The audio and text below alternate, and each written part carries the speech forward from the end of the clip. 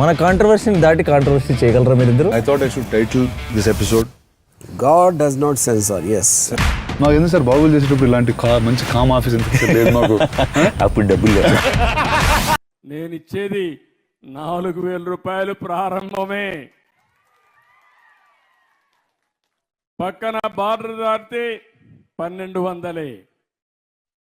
మీకు ఈ వ్యత్యాసం కనపడతా ఉందా లేదా అని మిమ్మల్ని అడుగుతున్నా. ఈరోజు కేరళలో 1,600, ఒరిస్సాలో 700, తెలంగాణలో 2,016, మధ్యప్రదేశ్, ఉత్తరప్రదేశ్లో, వెస్ట్ బెంగాల్లో 1,000 రూపాయలే.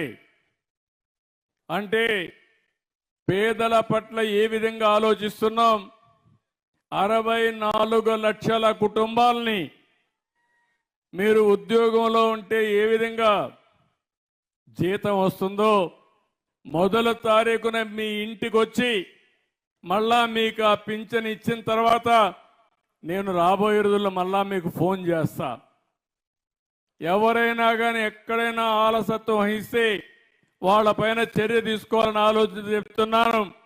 నేను ఒక పవిత్రమైన భావంతో, పవిత్రమైన ఉద్దేశంతో మీకు పింఛన్ ఇచ్చినప్పుడు దాన్ని సక్రమంగా మీకు అందజేసి మీకు న్యాయం చేసే బాధ్యత ఈ అధికార యంత్రాంగానికి అప్పచెప్పానని చెప్పి కూడా నేను మీకు తెలియజేస్తున్నా.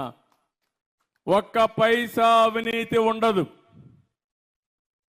ఎక్కడో సచివాలయంలో కూర్చోవడం కాదు, రచ్చబండ మీద కూర్చోవడం కాదు, నేరుగా మీ ఇంటికి రావాలి, మిమ్మల్ని ఆప్యాయంగా పలకరించాలి, మీకు ఇవ్వాల్సిన డబ్బులు మీకు ఇచ్చి, నేను అందుకే ఒక కార్యక్రమం పెట్టాను, పేదల సేవలో అన్నాను. అంటే ఉద్దేశం ఏంటంటే ప్రతి నెల మొదటి తారీఖున ప్రతి ఒక్కరూ ఆలోచించాల్సింది ఈ పేదవాళ్ళ గురించి ఆలోచించాలి. వాళ్ళు ఆలోచించడం అంటే వారి ఇంటికి వచ్చి వారి కష్టాలు చూస్తే వాడు పడే కష్టాలు మనకు అర్థమవుతాయి. దానివల్ల ఇంకా బాగా చేసే అవకాశం వస్తుందని చెప్పి కూడా నేను మీకు తెలియజేస్తున్నా. అందుకని ఇలాంటి పవిత్రమైన కార్యక్రమానికి శ్రీకారం చుట్టాం. ఈరోజు నేను ఒకటే మీ అందరికి విజ్ఞప్తి చేస్తున్నాను. నేను కష్టపడేది మీకోసం. నేను ఎన్నికల కంటే ముందు ఒక మాట చెప్పాను, పేదవాళ్లకు న్యాయం చేస్తాను, కష్టపడి సంపాదిస్తాం. కష్టపడి సంపాదన చేయాలంటే అభివృద్ధి జరగాలి, సంపద సృష్టించాలి, దానివల్ల ఆదాయం పెరుగుతుంది.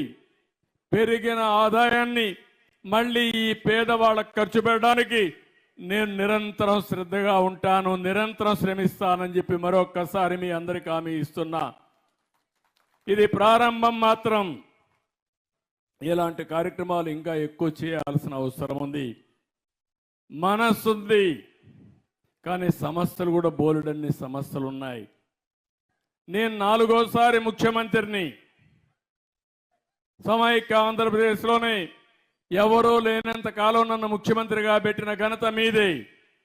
అప్పటి నుంచి మీరు చూస్తున్నారు, ఏదైనా అభివృద్ధి జరిగిందంటే దానికి చిరునామా తెలుగుదేశం ప్రభుత్వం. దాన్ని ప్రారంభించిన నాయకుడు నందమూరి తారక రామారావు గారని చెప్పి కూడా నేను మీకు తెలియజేస్తున్నా.